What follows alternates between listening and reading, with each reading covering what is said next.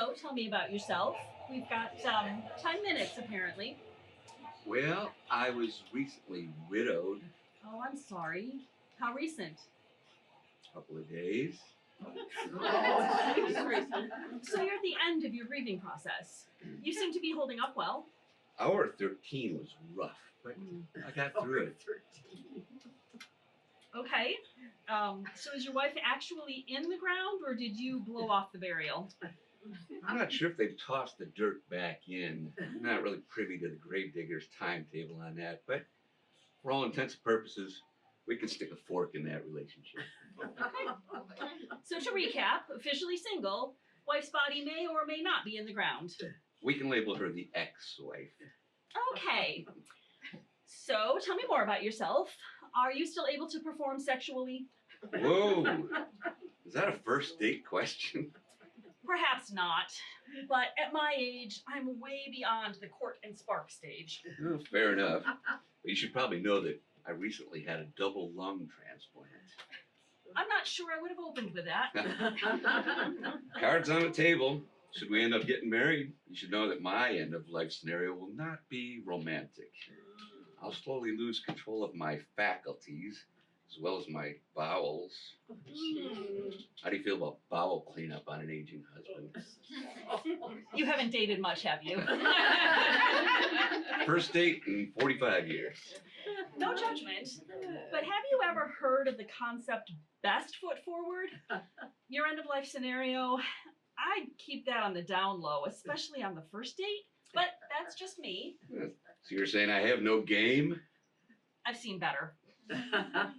You might want to rethink the subject matters you bring up for conversation. Like the bowel scenario. Not a good visual. Yeah. So, just to confirm, your wife is dead, but not quite buried. Is that some kind of deal breaker for you? Well, I do have standards. I generally insist that the men I date have their dead spouses in the ground and covered with dirt. But hey, that's just me. She should be in the ground by now. Just didn't want to be late for this speed date. Let's review your pitch. You have been a widower for 2 days. 2.5. Huge difference. At some point, you will lose control of your bowels, which, if I was your wife, I would be expected to clean up. Well, no, at the first sign of a cold, you should immediately file divorce papers. Oh.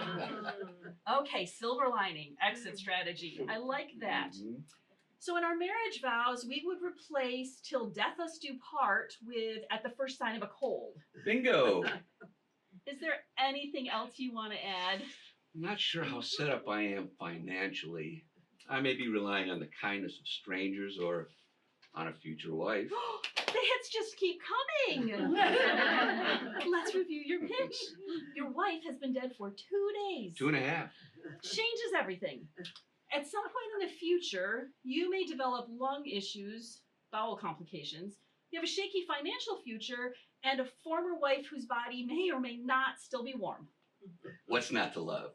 I guess you are a player. Thank you. So tell me about yourself. Well, I lost my husband yesterday. Nice that you can find time to fit this into your schedule. Time management. On steroids. What else? I may be schizophrenic. Ooh, huge selling point with the guys. It's like dating a different woman every night. I wasn't sure. Sure, men love that. Keeps the relationship fresh. Good to know. Also, I'm ambivalent about sex. Guys love to hear that. Another huge selling point. And I'm not sure if I like men now or women. Sexual ambivalence. Guys take that as a personal challenge. Probably shouldn't be telling you this, but men think that after one night with us, lesbians are going to march right back to the home team. I bet the evangelicals would be very interested in this superpower.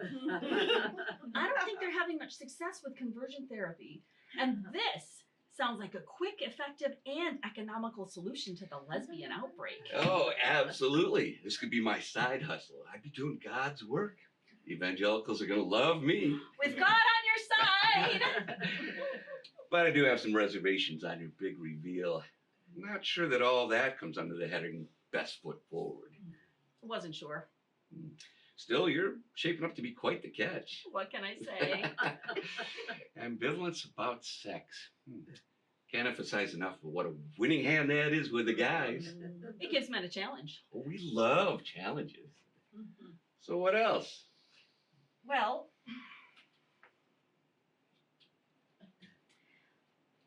I may have killed my husband. Cards on the table. But wait, doesn't that mean you'd be doing jail time? Oh, they can't prove a thing. I covered my tracks really well. But if you didn't cover your tracks, the only sex we'd be having would be through conjugal visits. And how romantic would that be? I'll even rustle up some prison candles for your visits. What a romantic you are. Of course, I might have to have sex with the prison guards to set that up. That would increase my chances of getting some kind of STD during those conjugal visits. Living on the edge. Question. Will you be having sex with anyone else just so I can give a heads up to my doctor? Oh my God! I'm not some sort of whore if that's what you're implying. I do have my standards. I would only have sex with prison personnel, no other profession. Oh, you reek of integrity. So let's review. Make sure we check all the boxes. 1, ambivalent about sex. 2, maybe carrying an STD. 3, might be a lesbian. You might want to keep that on the down low. 4, may or may not have murder charges to deal with. That about cover it? I think it's very clear. I won't be single very long. You'll be married before your husband's body turns cold. Jeez. Now, if we do get married, we will have what is commonly referred to as an open marriage. I will sleep with prison personnel, you will sleep with lesbians. All-American couple right there.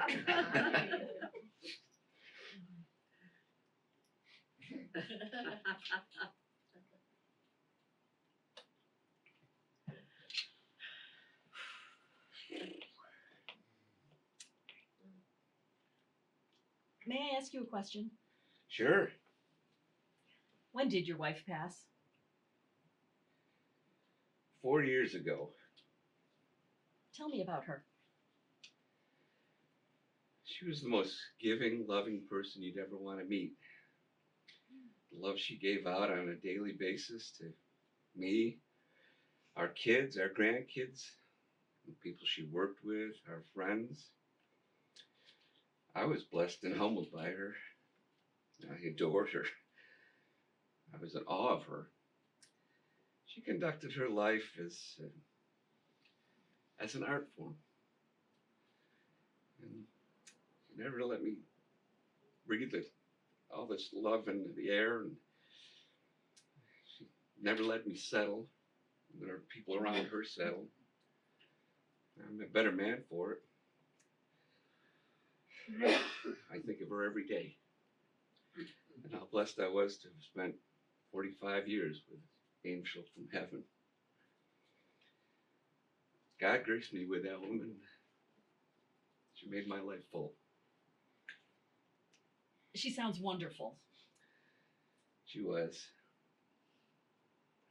How about yours? When did he pass? 3 years ago. He was my rock.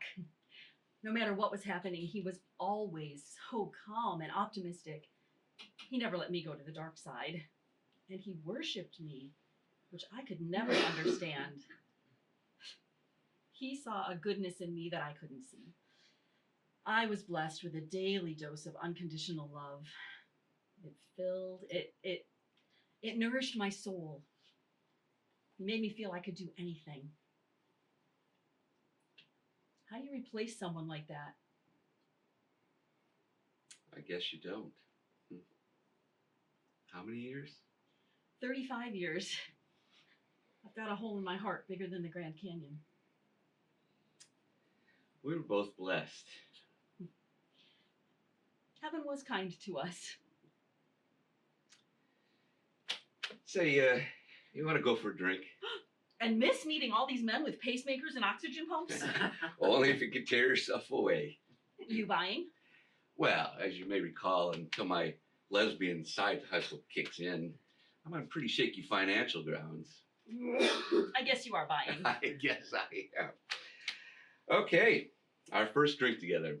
We'll have to take a picture, put it in our scrapbook. Maybe include one of your mug shots. We've got a scrapbook already? Absolutely. I know a good one when I see one.